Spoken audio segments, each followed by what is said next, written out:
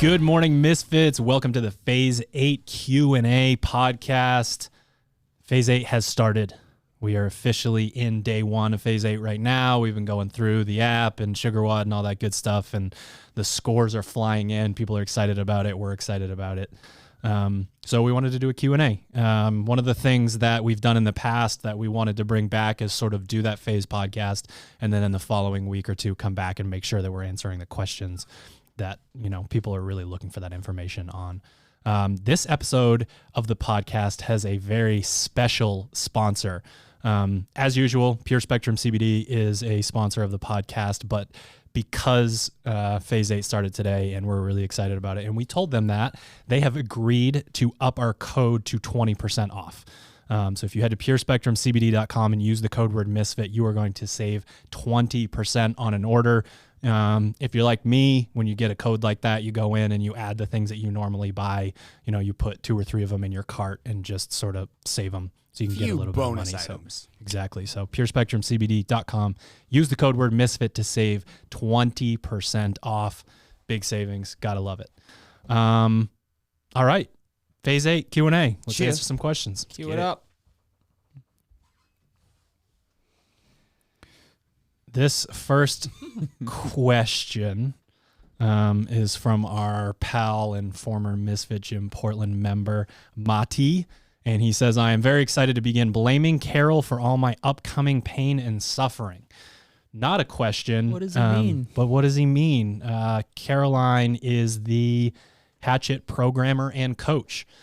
She is writing your programming, and she's going to be answering your questions on our website, SugarWad app. We mentioned this in the Phase podcast, but make sure when you're on SugarWad that even if you have the complete tier, that you toggle back to just Hatchet so that all the questions and kind of the community building takes place in one spot. People are having trouble seeing that, just tell them to email us. Yes, and if you're having any trouble with that, email support@misfitathletics.com.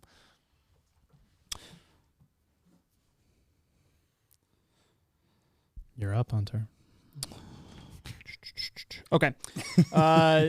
Jenna Michelotti. If I am signed up for the age group track right now, will it put me in the teens track or will I have to change it? Also super excited for these upcoming phases. If you are in SugarWad, I believe, actually, Ted, I might need your help on this. If you're on the age group track right now, will it put me in the teen? It will not put you in the teens track. I can say that. Oh, you know what? No, I do have the answer to this. I was going to say, I have the answer. Yeah, so no. So if you're in the age group track right now, and I'm assuming that you're saying SugarWad because you're using track, it will not put you in the teens track. The teens track is a different program, and it has its own track.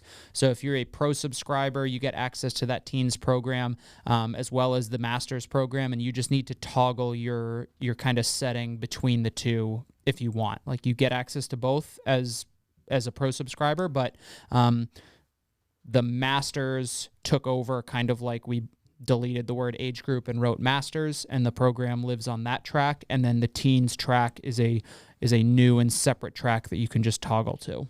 When you have the plus or pro tier, basically everything that you get, you can have access to. That's one thing that's super important. So if you're on SugarWad, you're on misfitathletics.com, you choose what you want to look at. And again, support@misfitathletics.com if you have any issues with that stuff. The only thing that you can sign up for where you would be put into a specific category would be if you signed up for the complete tier and you were asking to have, you know, in the Facebook group to get that delivery of the PDF that shows you that week in advance. So that's really the only place where, like, you would get quote unquote stuck on something, but in reality, you still have either on SugarWad or misfitathletics.com. You can see all of the programs that you're signed up for. So and for users who might be new to SugarWad, just because we're on there and now you are too, and you like that the visual of it and the tracking portion of it, if you kind of scroll down past, like, you've got the banner image and then there's probably a little paragraph of text that says, you know, welcome to Phase 8. If you scroll just a little bit past that, that's where it should say, like, the hashtag MFT, hatchet, or whatever, and there's a little drop-down arrow, and if you tap that drop-down arrow, it should populate just kind of a list of the tracks that you have access to based on your subscription level. So that's how you toggle between those tracks. Good news for Jenna, too. She just signed on with us for remote coaching, so I'll make sure she knows where she's going, and I'll be looking for her scores. Oh, thank God. I was pretty sure I fucked up that question. Next. Matt Whittock. Will there be any rucking involved this phase? Been missing that. There is no planned rucking at the moment, but good news.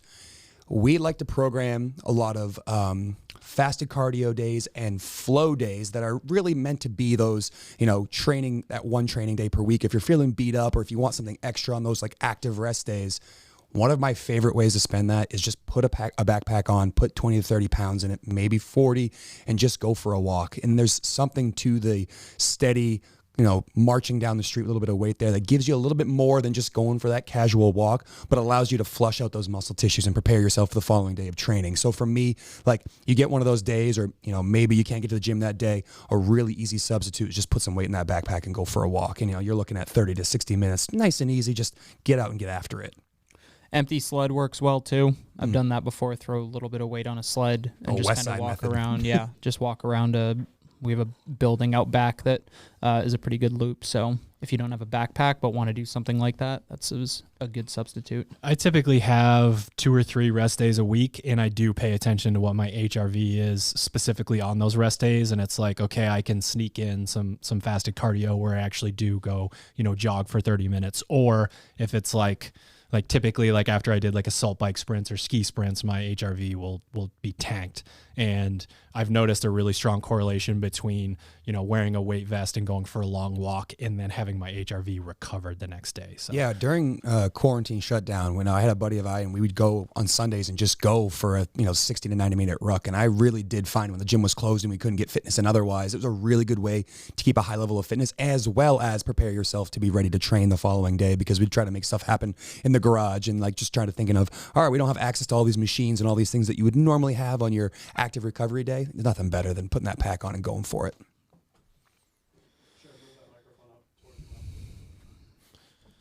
All right, Katie Ferraro, how do we modify the weekly work that involves multiple machines if we don't have access to certain machines? One thing that's really great about the weekly work is that it is fasted cardio, and we are looking for what we would call, either your forever or your sustained pace. The machine itself doesn't matter as much when we back all the way out to aerobic work. Obviously, a C2 bike or a rower is going to be a little bit better if you're not used to flushing your legs, but we really are just looking for that moderate heart rate for an extended period of time.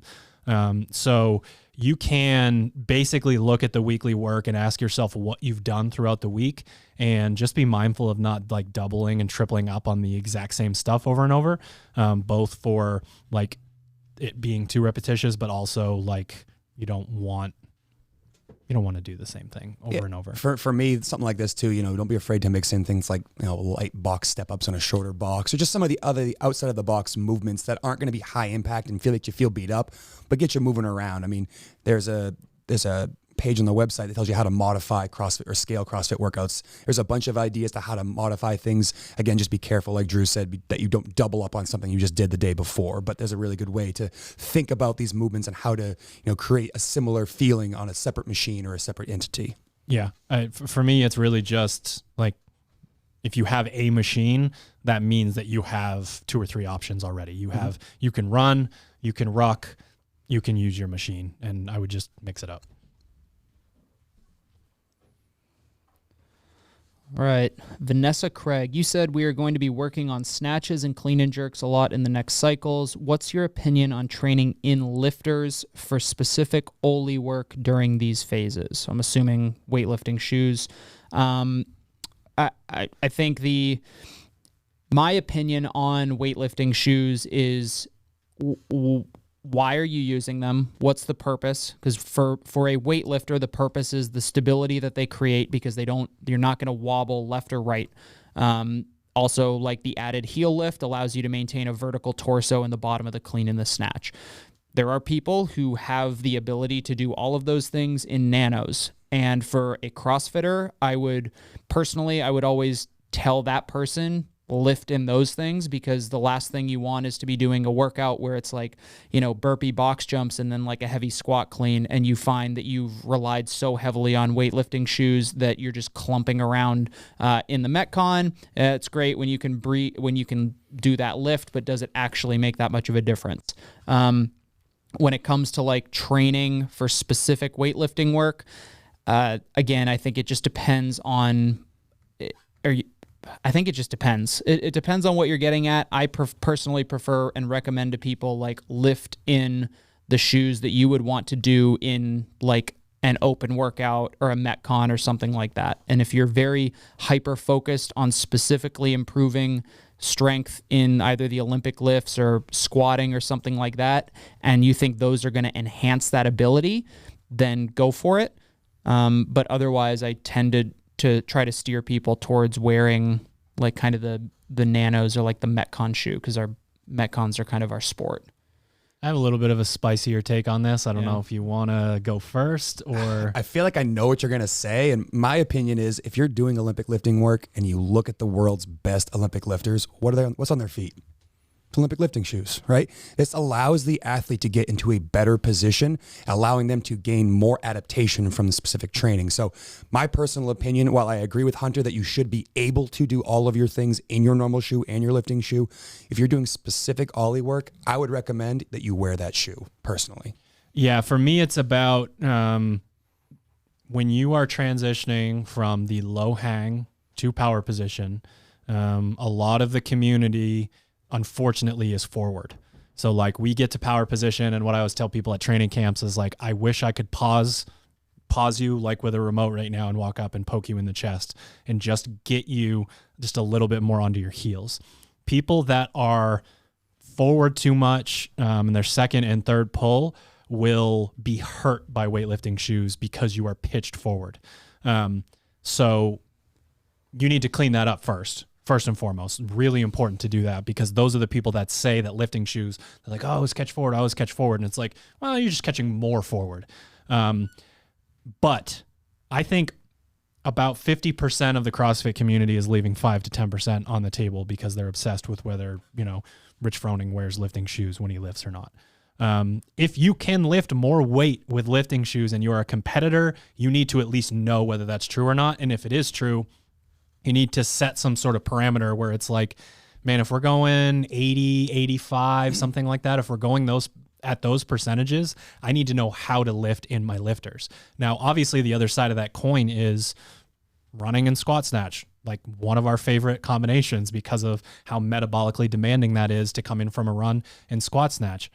You need to be able to also squat snatch in your nanos, Metcons, Nobles, whatever the fuck you're wearing. So like it's not the easiest question to answer, but I do think that too many people just follow the lead of someone else that's at an insanely high level already, and then just says, well, so that's the trend right now. Like, and you can see it in affiliates too, like CrossFit Games, so-and-so wins, and, Ben Smith wins and he's not wearing them. And then the next year Fraser wins and he doesn't tie his shoes. And everyone in the affiliates wearing them around with floppy Velcro straps around. Like two days later, everyone's got the same shoes. Shit's they're so not cool. tying them in and they're doing box jumps with them. And you're like, hold on. So like, I think we as a community overcorrect a little bit. If you can lift more in lifters, guess what? You should use them, but they're a tool for a specific thing. Shoe companies be damned if we get that barefoot champion. They're screwed. Yeah, I think it's like if it gets to the point where you are so reliant on them that you're just like, how am I going to do this Metcon? Like I can't. Exactly. I'm going to change my shoes. I forgot my shoes. Yeah. First time I spent $800 on Romaleos, I would run mile repeats in them. So I like. Some in the bathtub with them.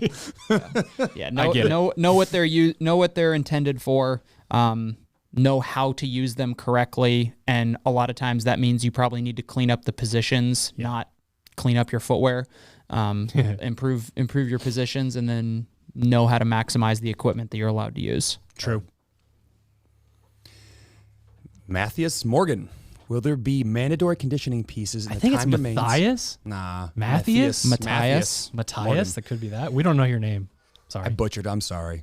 Will there be mandatory conditioning pieces in the time domains from 6 to 20 minutes as the open gets closer? No, we're going to specifically avoid that time domain. Yeah, We're Hunter only told me going all 1 sub minute 6 and 25 minutes. or only. plus 20.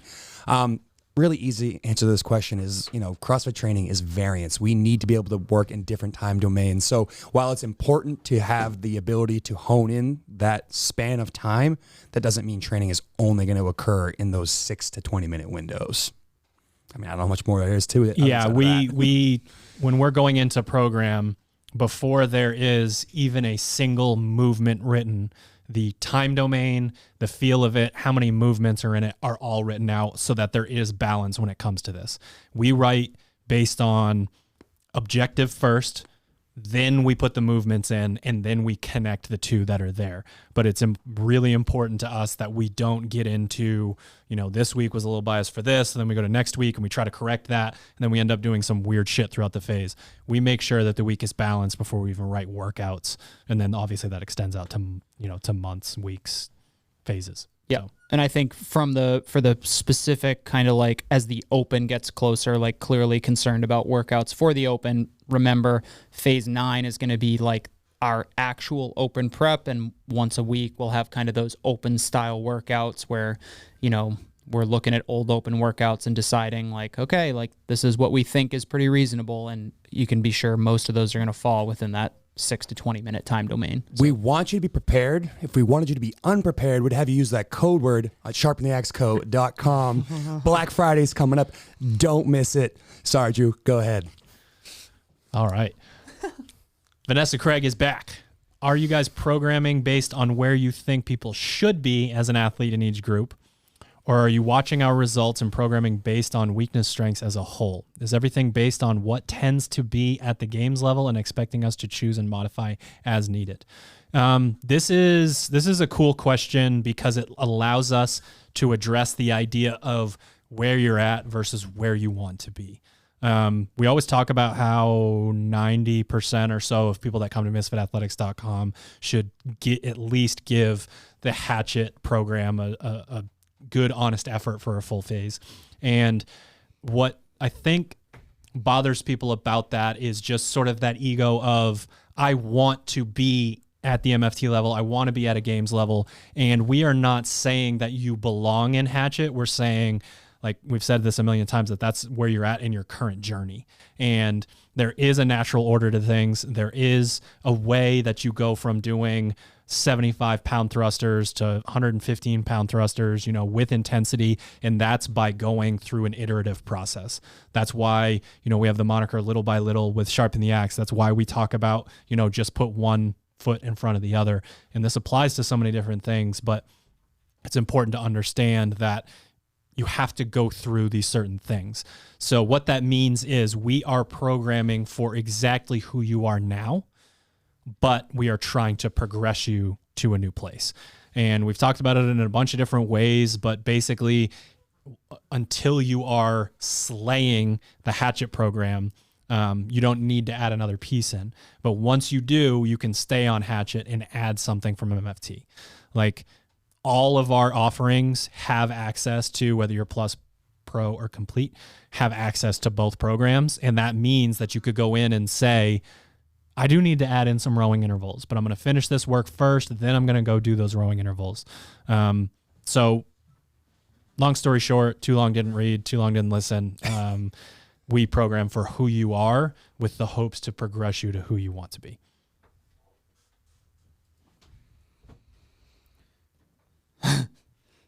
I knew this was going to come over here. So at Almar Top asks, aiming to be top 3 in my country in the open, what should I focus on in phase 8? So at Almar Trop, I can't remember what your name was. I apologize. I did before this podcast, I found you on Instagram and I was trying to go through, like maybe find you on the open leaderboard. Slid in your DMs. Trying to find you on the open leaderboard.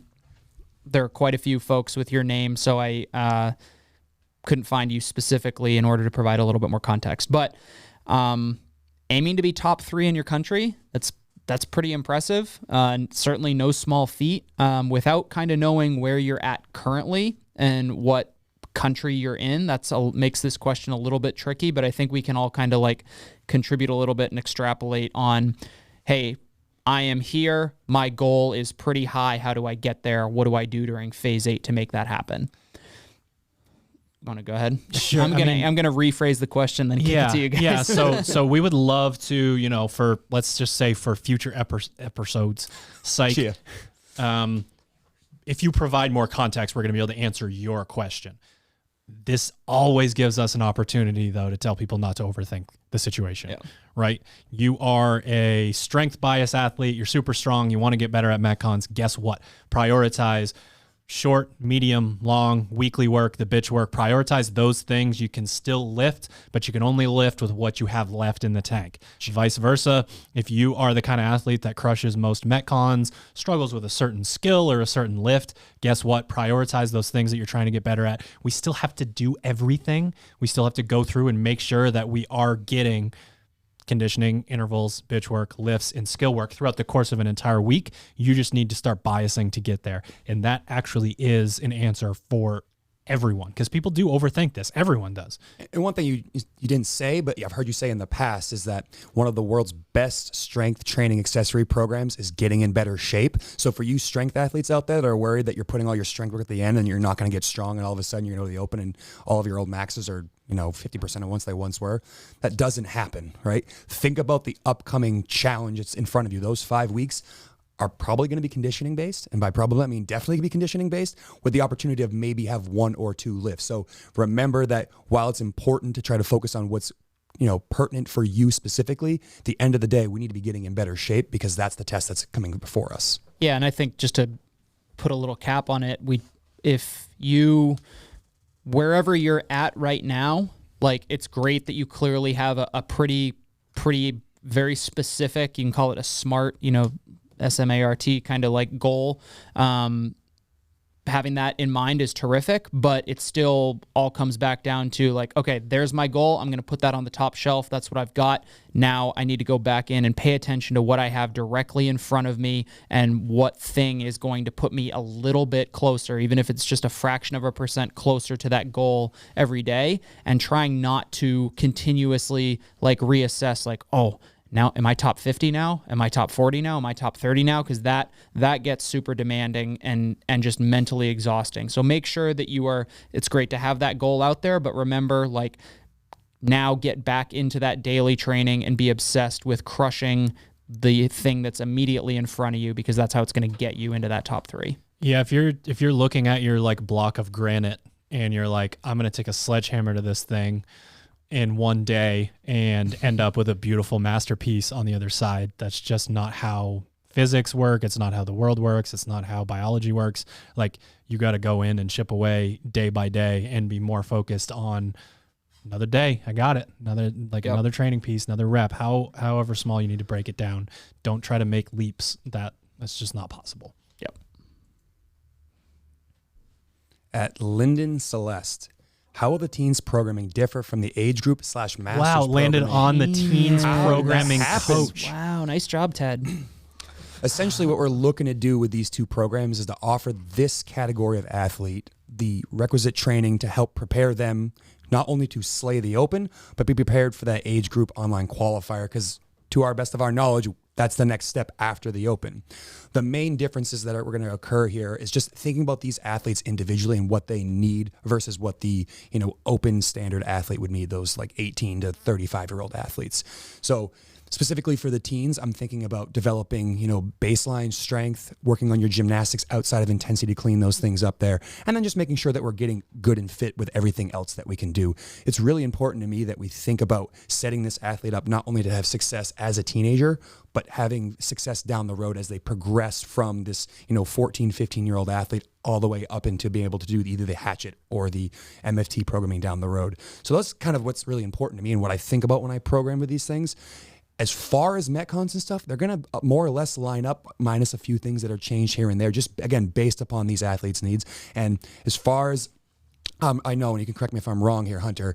Gabe is doing the exact same thing for Masters, but in their situation, it's more or less moderating volume and making sure that they are prepared. They're not beating their body down day after day, so they're prepared to continue to progress over these next, 15 weeks as we work our way into the Open. Yeah, I think maybe a better, like, an alternative conversation to have is like what we spent a lot of time talking about, what we think. Like, for a while we had teens and masters under the same umbrella, and it was the age group program, and it's Dave's fault.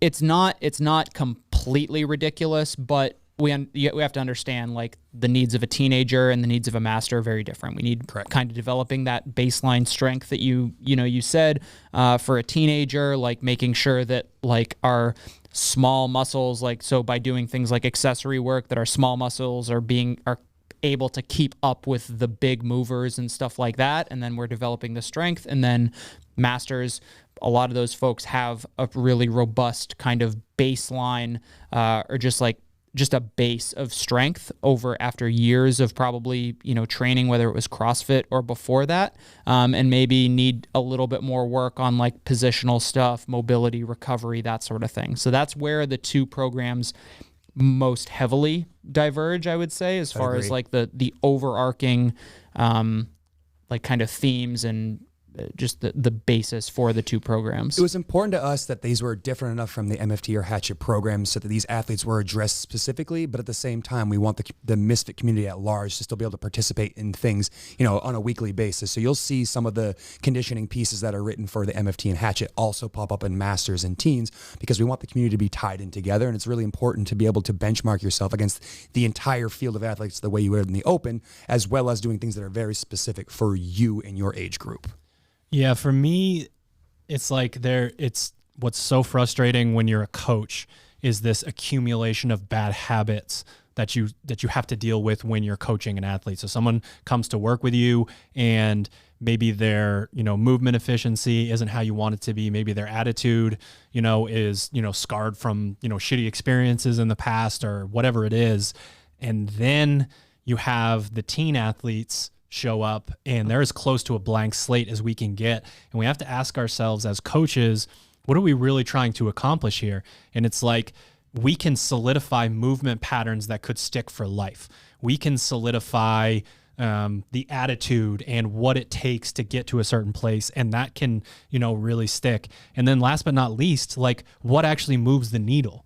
Like, athletes need proof of concept. Athletes need to know, if I'm going to work this hard, I better see some shit coming out the other side, right? So if a teen athlete can, go through and it's like, okay, you really got to work on this aerobic work, and I know that you don't want to, but, like, you're going to do this aerobic work and then you're going to see it spread out and transfer to so many other things, and that's where you get the proof of concept. So if we can go in and really sort of get these ideas into the heads of people as they're getting started, their longevity in the sport, their, psyche in relation to the sport, all that's going to be much better. So we've taken all of that into consideration when it comes to both the programming and the content that we put out for teens, because, like, it's really important. Yeah, I mean, like I said, it's important to me when I have conversations with my teenage athletes is that I want to set you up not only to have success right now, but I want long-term success. And I know that you have the aspirations of standing on that podium when you're 25, 26, 27 years old.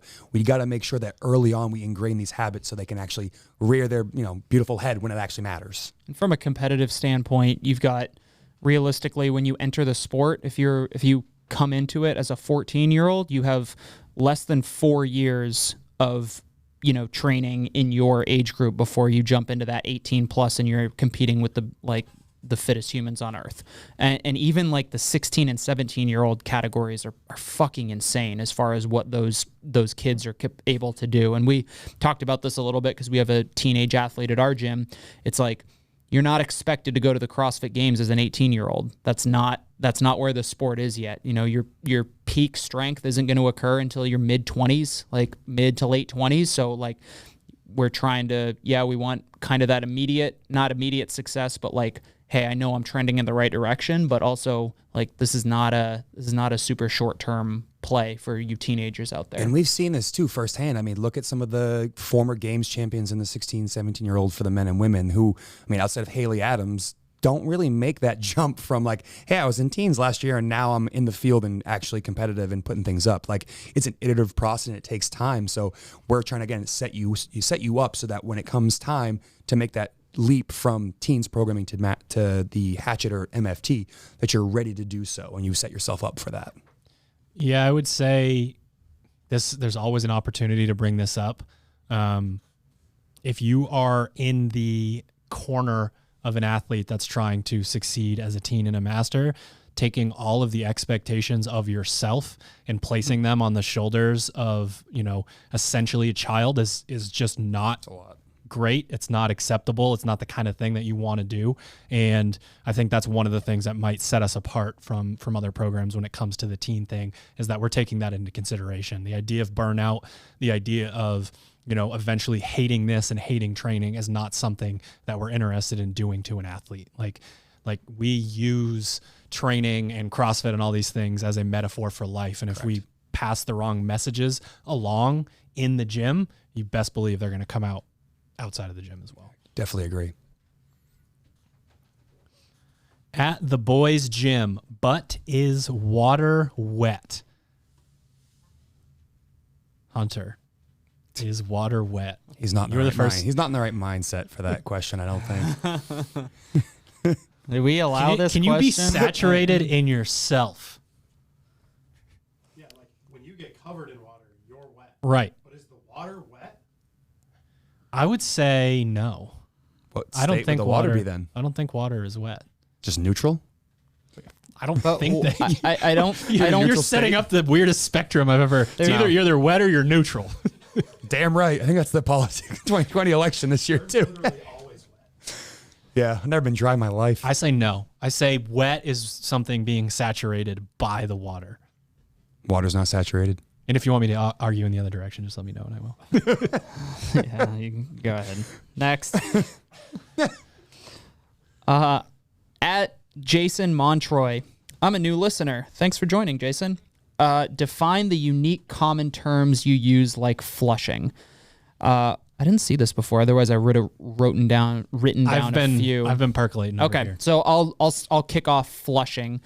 We basically define flushing as kind of think about your entire body. If you're looking at one of those like anatomy books where the dude is just like standing out, we're trying to flush your system of the waste. We're trying to promote blood flow to help improve recovery. So we're putting very low intensity expectations of movement through multiple ranges of motion, multiple planes of movement, with just the purpose of circulating blood throughout the entire body to help kind of that lymphatic system clear waste, and then just prime you up for recovery and training the next day. Prime is a good one too. If you the flushing thing is Hunter mentioned both sides of it. You've got two circulatory systems, and our heart and our veins, it's pumping on its own. The lymphatic system works under negative pressure and needs to be, sort of orchestrated and executed by you. Muscle contractions are what squeeze and then push the waste closer to the heart to be flushed out. So, basically, if we're talking about flushing when it comes to, there are a few different ways that we'll use it. So we'll say this is a flush. And if that's the case, that's conversational pace on a machine, a jog, a walk, whatever it is, and you're getting those muscle contractions and you're moving the waste. We also talk about it within a Metcon sort of context where it's like, what pace can you run at? Like if you're coming back in to do today's perfect example, you go run, come back in, you pick up a barbell that's getting heavier and heavier, an Optimus climb. What pace can you run at to sort of have those muscle contractions and get rid of some of that waste when you know that if you go out and pound the pavement at like your 400-meter PR pace, that's not flushing. So just the idea of knowing as an athlete what is going to put more waste into your muscles and what is going to remove more waste. Yeah. Bike sprint, hey, I do 20 cals as hard as I can. It's not a flush. Pedal, that is not a flush, but pedaling slowly between those efforts is a flush. And that's a really good point, because one of the easiest ways, and it's really funny, sure, I've seen these textbooks, but like some of them say, if you played tennis and you want to recover from it, play tennis again the next day really slow. I don't know how the fuck you do that. Like I feel like you would just turn miss. down real world speed to have. Yeah, exactly. So, but air tennis with that joke in mind, the movement that you just did to create the waste will be the easiest way to remove the waste because it's the same muscle contractions. I think prime is a good one. Yep. We talk about priming pretty often, whether that's, hey, just general reference, hey, prime, we're priming you for the next day of training. Maybe we talk about a primer as like a style of warm-up. And really in both of those contexts, we are preparing you for the work that's ahead. And a primer style warm-up kind of has a specific use for it. And it's typically if the workout's going to be a little bit higher intensity, we're trying to basically jack your heart rate up in the warm-up setting so that the first time it happens isn't 3 minutes into your 20-minute open workout when you feel like you got punched in the stomach. And that can apply to training, testing, whatever. And it also we might also refer to that as like a primer day. And in phase 9, you'll see those a little bit more kind of when we're talking about the day before an open workout where we don't actually recommend like a full rest day. It's more of a primer day where maybe the lift is something that forces you to move really quickly. It's probably like a power clean or something like that. And then a conditioning piece that really allows you to move through lots of different ranges of motion. So very broad example, but that day is meant to prime you for a higher intensity training day, tomorrow, so to speak.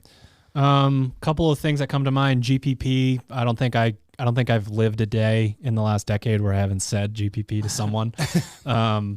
General physical preparedness. This idea that we keep talking about how lifting can make you a better runner and running can make you a better lifter, and it's just this idea that if you're not specializing, that you are helping other categories by doing the category that you're currently doing. Basically the opposite of every single strength and conditioning textbook that ever existed prior to 2000, where they said if you do one of these things, you're going to be at the detriment of another. And we're, more or less with our methodology, proven to ourselves that you can become a better weightlifter by running and a better runner by weightlifting.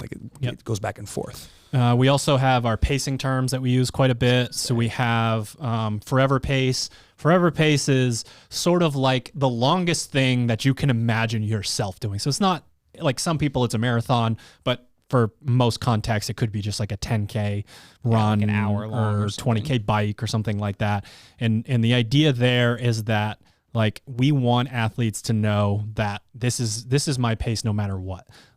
I can do this, and it does serve specific purposes. But when you're looking at a forever pace, it's like I can do this all day.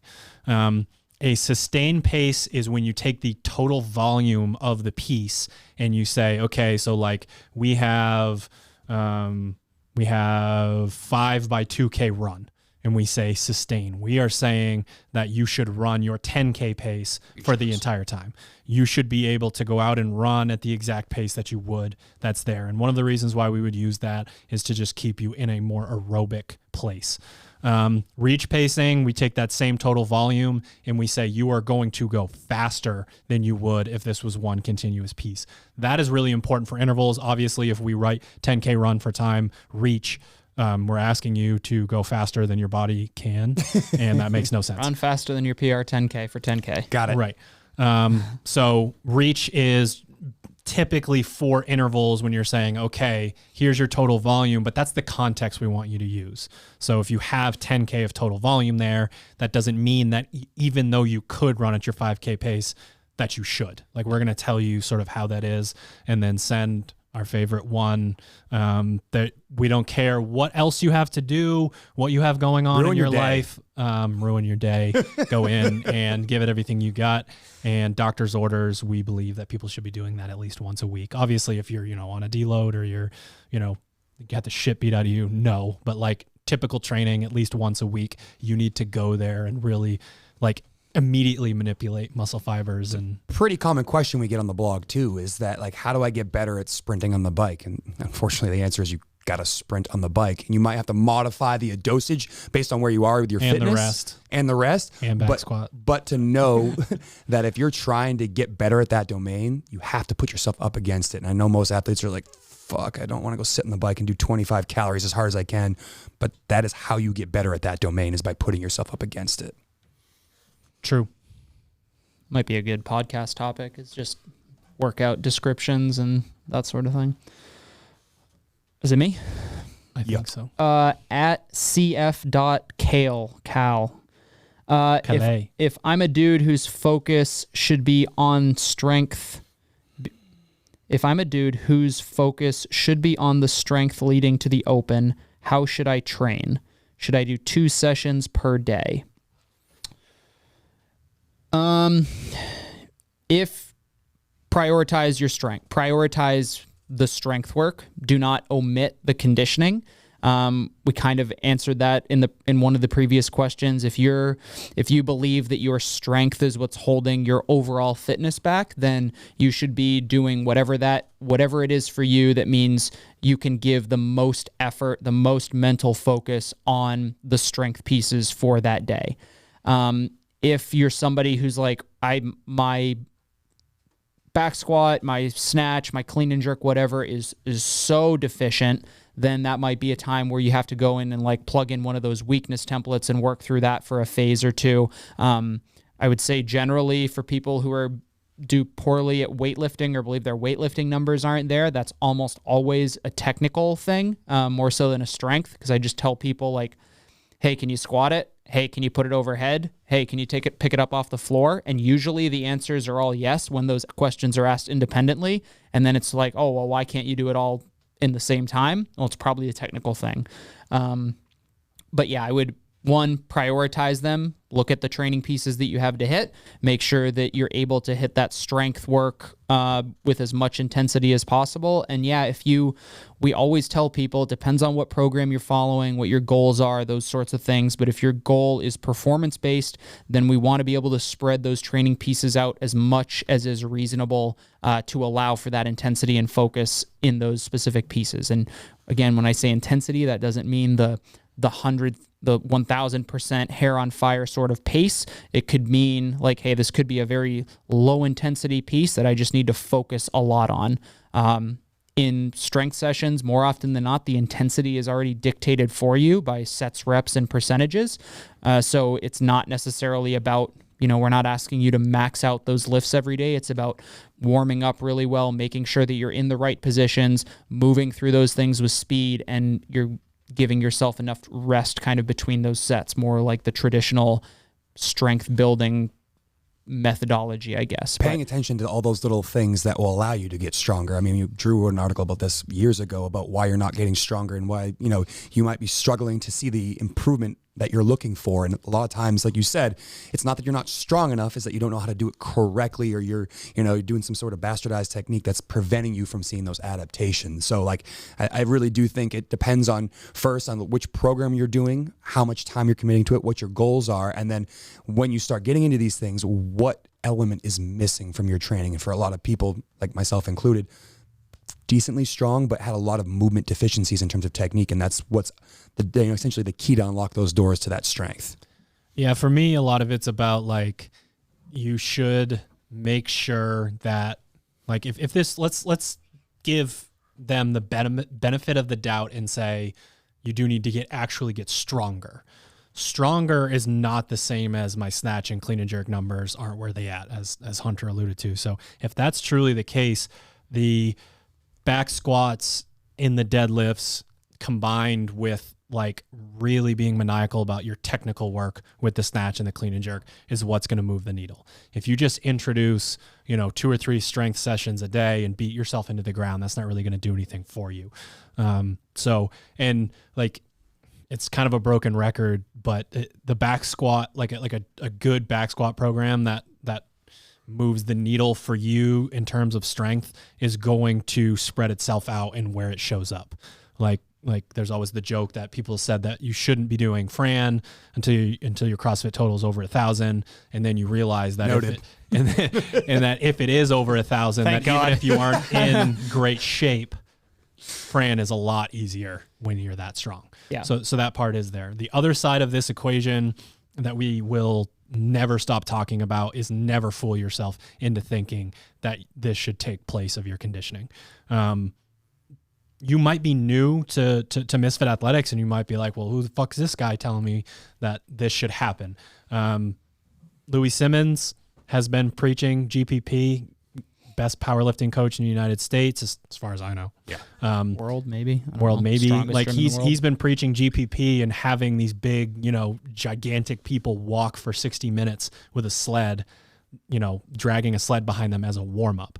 Mr. fucking Be the Hammer, Eat the Week, John Wellborn still trains NFL athletes. Guess what? He has started having his linemen do aerobic work. So like these things, as much as people make fun of CrossFit when they're on the outside looking in, like we are changing the strength and conditioning community. And like at the end of the day, it's a conditioning sport. So like, yeah, you need to work on your strength, but also like never, ever, ever shy away from your conditioning. Just make sure it goes second if it has to. At Reese_Lara13, how can I prioritize weaknesses leading into the open? Well, great question. I think that we've sort of touched on it already, but what's really nice about the program and what we're focusing on for the next 15 weeks is doing the necessary work to be prepared for that, those 5 tests that are come up. We think 5 tests in the 2021 Open. They said 5 weeks, so it's good. We could have a lift or something in there. But good. Yeah. Essentially what I would ask yourself right now is to give yourself an honest assessment of where your fitness is currently at. Ask yourself, what things would hold me back? Is it that I'm not good enough on a rowing machine, or maybe I haven't figured out my technique in my butterfly pull-ups, or maybe I just don't like burpees and I could do some more burpees. And then start thinking about putting those things early in your session when you're fresher, because we've always talked about this. Every single human being on earth has a finite amount of resources every single day that's given to things like training, your job, relationships, outside of, random things that happen to you on a day-to-day basis. So when you go to the gym and you know that you only have so much resource for the day, put those things first, right? We give a suggested order on the website, but that doesn't mean you have to follow that. That's just a suggestion based upon trying to give programming for thousands of athletes worldwide. But when you look at that template or you have your week in advance, you can kind of prioritize what's important for you, put them early in the week, early in your session, and you'll see a lot of benefit from that. Because once you start getting into that fatigue state, a lot of times, and we've all been in this situation where you kind of get to the end of your training, you're like, nah, I'm good. I'll skip that last piece, or I'll do it as an EMOM, and you're just not getting the benefit you're trying to get from it. Like doing it just to do it is really bad training. Doing it with purpose and understanding that you should structure your training is the best way to create that adaptation and to get that weakness to no longer be a weakness. I would typically divide weaknesses up into 2 categories, or at least 2 categories. One of them would be like that thing that I'm not so great at, that I've been avoiding a little bit. And that's just the kind of thing where exactly what Sherp's talking about, just focus on it. Every time it comes up, like make sure that the volume is super appropriate for you. Make sure that even if that doesn't work, that you're doing it within the skill work. But there's just something about acknowledging that you have a weakness and that you need to work on it to get better. There are also the catastrophic weaknesses. And a lot of times, like we'll get a new remote client and they'll have one of those. And one of the best things that you can do to develop trust and to let them know that it is possible to do that is you beat the thing into the fucking ground. Yeah. Like you do it a lot. And like some things are easier than others because they either, just drain your tank, CNS wise, or you can do them all the time. Strict handstand push-ups, cool. Get upside down, do more push-ups, do more strict handstand push-ups. When you get bored of that, do it again.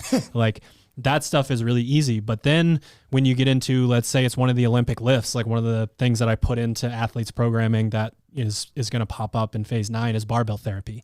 And it's the 4 positions that we talk about from the ground to the hip. And it's the muscle variant, the power variant, and the full variant. And you can do that. You can go grab an empty barbell and just hammer those positions over and over and over. And it will be tough and you'll get sweaty, but it'll probably have more of a recovery effect than actually, messing with your CNS. So I would establish whether this is just the kind of thing that you need to pay a little bit more attention to, or the kind of thing that you should be paying attention to 5 days a week. Me? Yep. At Jenny Mary P. Are we able to do the program if we were unable to make it to the gym due to COVID?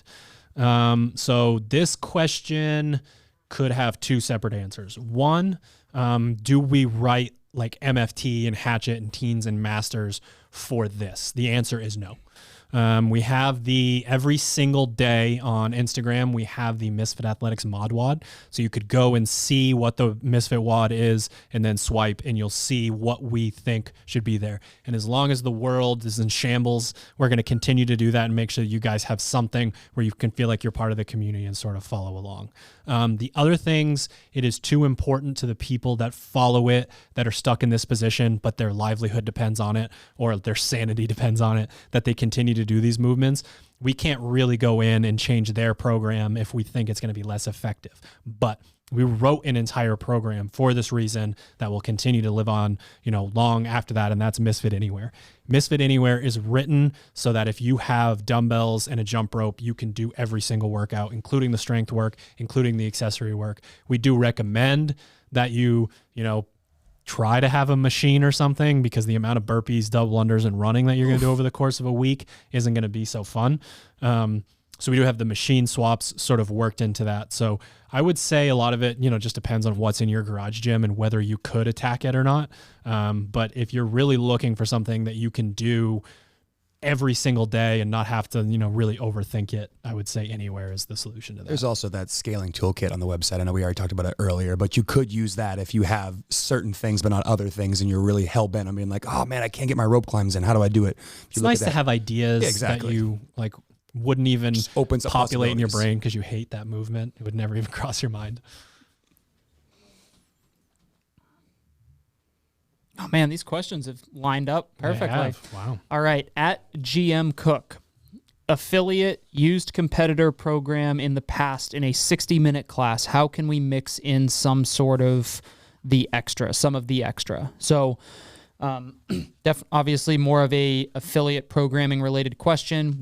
For those of you who don't know, we recently kind of transitioned from offering a competitor program and a GPP program separately, and we just kind of took the best of both worlds and made it into one, which is what we currently have. And previously, the competitor program subscribers got 3 training pieces per day, and it was kind of designed to be like, hey, we could do 2 of these in our 60-minute class, the third one in the 90-minute class, but it was maybe a little bit tighter, a little bit more difficult to make that happen, especially with kind of equipment limitations and classes and stuff like that. So what we have now is the Misfit Affiliate Program, and you get 2 to 3 training pieces per day, where the strength/skill work and conditioning, or which if there's only one of those two, or if there's both, those two fit nicely into a 60-minute class. Then we provide what we call the competitor extra, which is the third training piece, and that is meant to be done either by, it's provided to your athletes to be done like during open gym and outside of class time. If you run a 90-minute class like we do at Misfit Gym Portland, you can absolutely fit all 3 or all 2 to 3 of those training pieces in a 90-minute window, and that's because that's what we do here. Background complete. If you are used to use the competitor program, how can we mix in some sort of extra? Well, you can absolutely substitute maybe the written conditioning piece with the competitor extra if you choose to. I would definitely kind of caution or just make sure that you are very cognizant of what's going on over the course of the week, because the way that we write this is we are mostly concerned with those following the 60-minute kind of standard first, meaning the strength/skill work and the conditioning. We're assuming the vast majority of followers, and after talking to a lot of them, we've kind of confirmed that this is the case, that they are just doing that 60-minute class. The third piece might not fit so well into that 60-minute class, even if you swap out both of the other 2 pieces, or you also run the risk of maybe doubling up on movements, or if you do this too often where you swap in the competitor extra with class, that you miss certain kind of components, certain variants in the program. So the long answer is that. The short answer is swap it out. Take a hard look with your coaches and make sure that extra piece can be fit in lieu of the other 2 training pieces that are there. But under no circumstances would I recommend trying to fit all 3 or both training pieces in that 1 hour if it wasn't meant to do so. It's It's too much for the average person. It would be insane to me to think about running the logistics of 1 rep max snatch and then the affiliate version of Optimus Climb today in a 60-minute class. And that's just not how it's meant to be done. We want to make sure that you have enough time to warm your athletes up really well, teach them some skills and drills that go along with the programmed work for the day, and then hit it hard and provide that extra piece to, maybe you've got a small contingent of athletes who like training, you've got a couple coaches who want some extra programming, then they can do that outside of class. It's funny, you or I would probably lean on this side of, hey, like, be okay to take something out, no, add something in. Like, it's probably better off that you take something out. And, what I like to think about as the coach is like, well, what does the athlete who comes to your gym on a daily basis truly need? They need a really good workout. That's what they need. They don't need 15 pieces. They don't need to be beaten to the ground for an hour. They need a good warm-up, some mobility, some coaching because that's your service, and then a good workout, a cool down, and see you next time.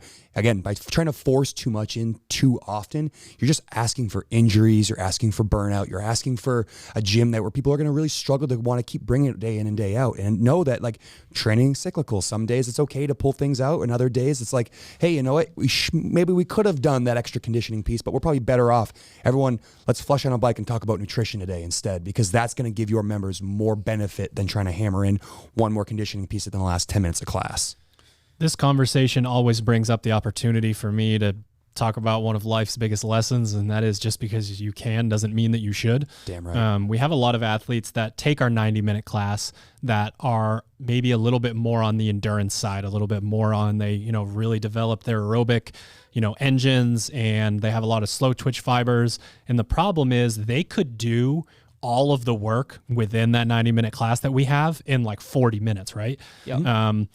And what they're going to do is continue to get a tiny bit better at what they're already amazing at. And to me, that creates a specialist. And as we like to say, specialization is for insects. It's not going to help you within the CrossFit domain, right? So just because you could get a bunch of work done in 60 minutes or you could get a bunch of work done in 90 minutes, you need to understand what it takes to get that thing done and the amount of effort that you need to put into it to then get better, right? Going through the motions is not going to help you. And while like every once in a while, the monster mash style can be cool because maybe you're working a little bit more of that aerobic engine, we also have much better tools for that in the gym, a longer run, a longer row, a longer bike, maybe a couplet, but the more, sort of elements that we toss into aerobic work, the cloudier it gets and the harder it becomes to really kind of stay in that zone. So I would just say that like, make sure that you're always giving the piece the respect that it deserves with your warm up, with your cool down, how much you're focusing on it. That's how you're going to get better. Jamming a bunch of stuff into a short period of time might be convenient, but you're not going to get as good as you want to be. And I would ask yourself, if I'm assuming this person's a coach or an owner, you have to ask yourself, what are your members paying you for? They're paying you for the advice as to how to improve their fitness and their health. And almost always for your average person who's working, has kids, has a family, is the 60-minute class is plenty. And as soon as we start trying to cram more and more stuff into that, like you said, sure, it might be cool. Yeah, maybe it is cool to do like a full week of like kind of like wire-to-wire classes to really show folks like, holy crap, like I could do that, but that's not sustainable. Okay, we hit that limit of advance or that point of kind of diminishing returns when athletes, like you said, start to get hurt, aren't able to come to the gym 5 days a week, like, oh, I'm going to come 3 days a week and just hammer myself. That's just not, it's not how it works. It's not what people are paying you for. And if you have such a massive number of kind of competitors, then maybe consider like adding the 90-minute class or adding a couple 90-minute offerings so that you can safely spread all that training out, so that you can hit kind of each piece with intensity. But just trying to, like you said, you probably could, if you wanted to, like warm up 10 minutes to do the lift, 20 minutes to do the Metcon, and you're out. But like, what are you doing at that point? Or you're just kind of cramming volume in for volume's sake. And if you're that 1% at your gym, realize that it's a business and that the other 99% probably should be served before the 1%. Go in and take class. Like, smash a couple of workouts, and then on the days you feel good, be super respectful and ask the coach or whoever, like, can I do this? Like, typically when I get DMs about this, people are like, I told that fucking guy, blah. I'm like, well, I mean, you know, honey and vinegar here, right? Like, be persuasive. Like, you guys are crushing it with the class. I'd love to get some muscle up work in. I'd love to do some row intervals. I'd love to do blah, blah, blah. When can I do it? Like, because at the end of the day, again, they're trying to provide a service to a large group of people who use it for social aspects and use it just to make sure that they have a really nice baseline of health. It's awesome that you want to do it. You are our livelihood. You are the person that we are selling stuff to and trying to help improve. But at the same time, within the walls of another gym, just be cool about doing a third piece and it'll be fine. I don't want to go down the rabbit hole, but you just said something that I think is really important to say. And I guess so you're going down the rabbit hole. You don't want to go down the rabbit hole. But I'm going to for a second.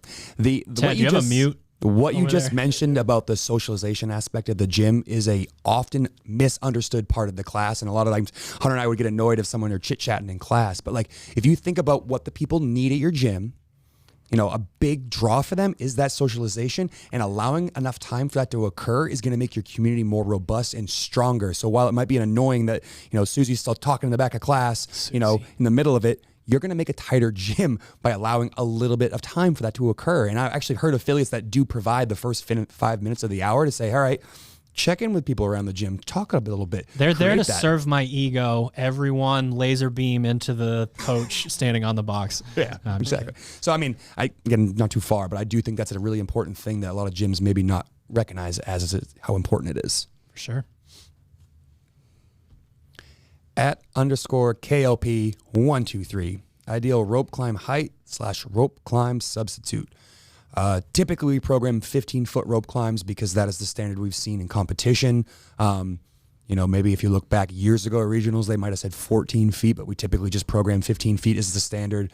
Again, because and if you go a little bit higher, you're going to be better in competition. So if your gym has one and you put that little piece of tape there, I say fuck that. Go all the way up. Go all the way up. Unless it's like 30 feet or something. Rope climb substitute. I mean, variance is important like anything else here. Think about strict pull-ups.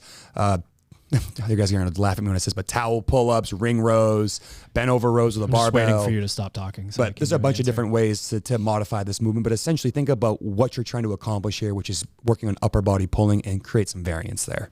Yeah, I mean, it depends on whether we're talking about if this is like a skill session or if this is in a Metcon. If this is in a Metcon, rope climbs are extremely metabolically demanding. They're dynamic in a way, and you need to substitute that.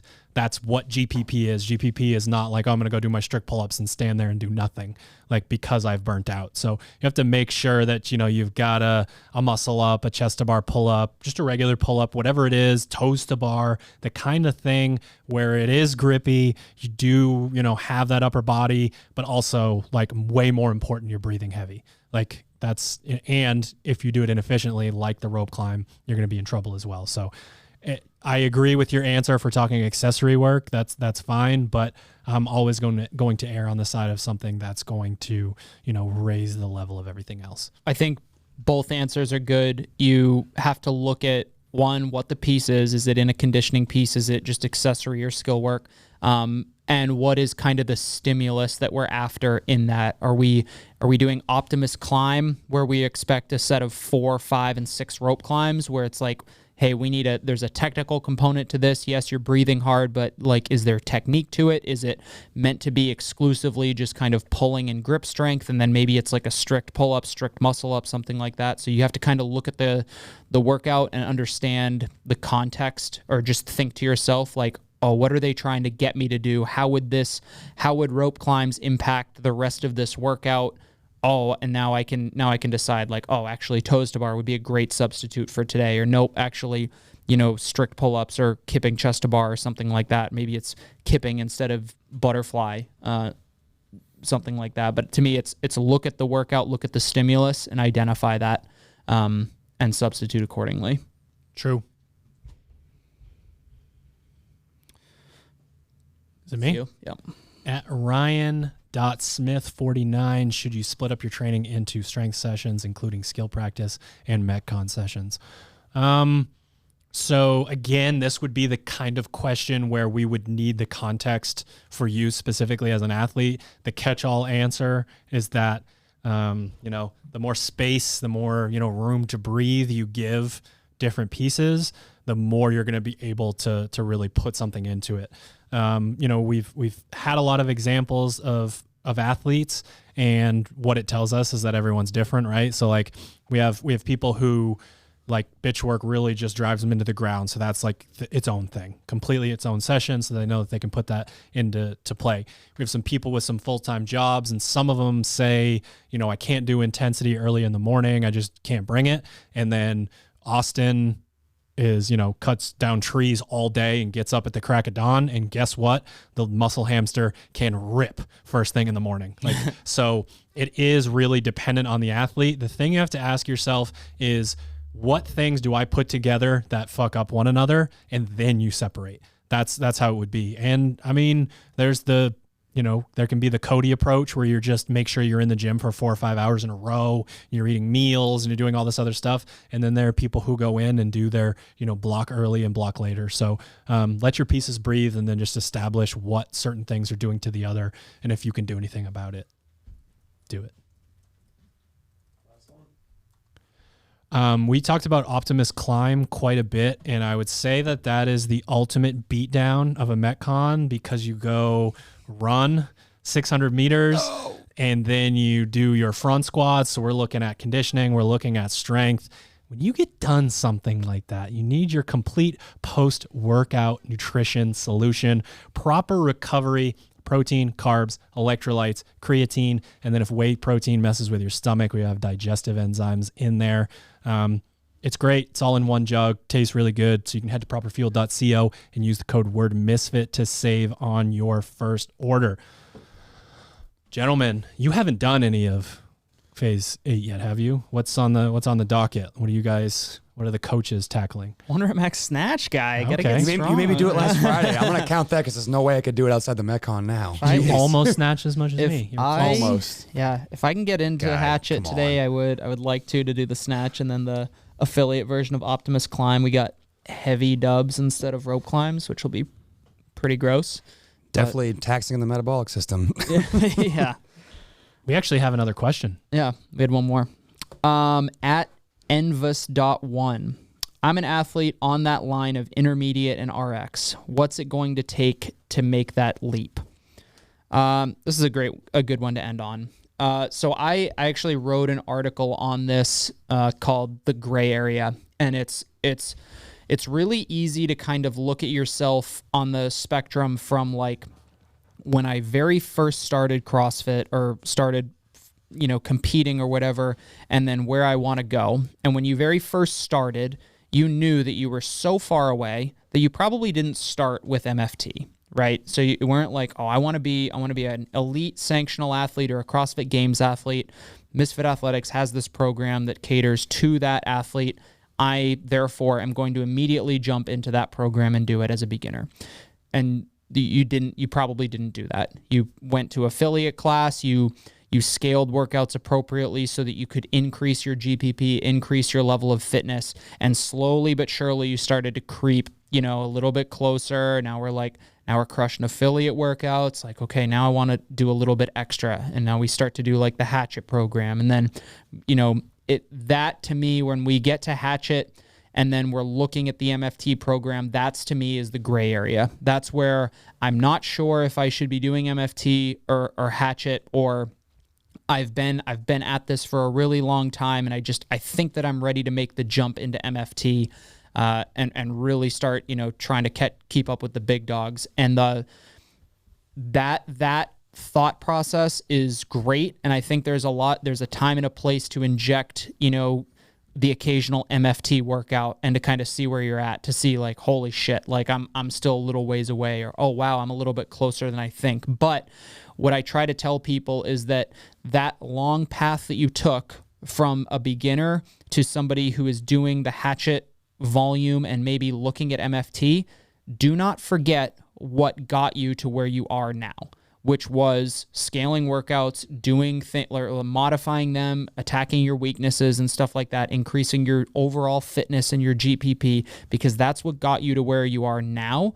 Doing something that you were not prepared for did not do that.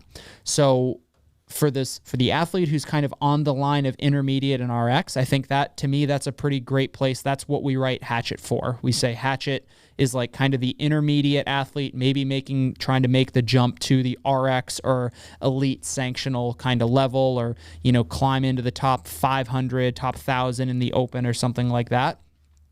For the intermediate to RX, it's continue to hammer the Hatchet program kind of as written.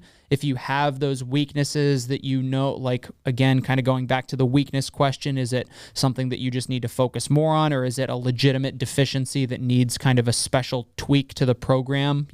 I need to do the back squat volume phase or something like that, or I need the muscle up template. Inject that in there, but do not do that in lieu of, or kind of tack that on and think that it's going to just,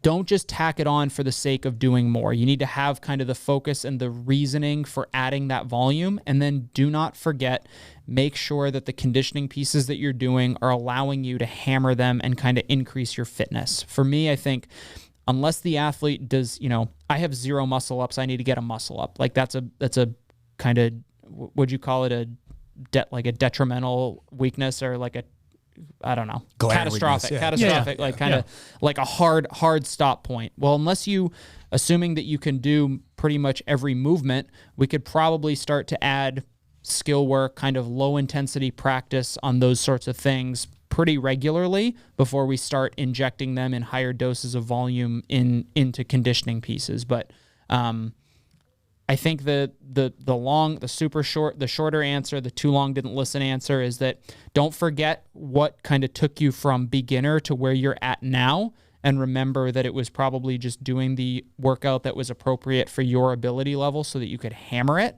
And then once you start with that experience comes the understanding that, okay, now I do need to work on these, these deficiencies. I'm going to practice them outside of high intensity, and then I'm going to slowly insert them into my, into the training. Maybe I do pull an extra piece from MFT here or there, but don't forget what got you to where you are now, and then slowly start to introduce that weakness work into your program. There's a speech that I used to give at training camps about making sure that your goals and priorities line up.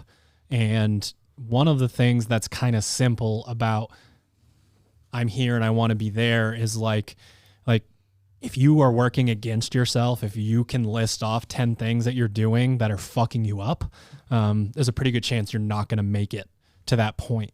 And there's sort of the general answer of your goals and priorities need to line up. Like, it's not going to be very hard if you ask enough people to figure out what it takes to get there. And I mean more on like a lifestyle level and a focus level. But then there's also just this idea of like, there's certain jumps that are much bigger than they appear. So like, I made this little jump, I made this little jump, and I've gotten to all these places, but now I want to take it to this like next level that's like 3 or 4 jumps to get there. And you think that a tiny lifestyle change is going to produce the results that you're after.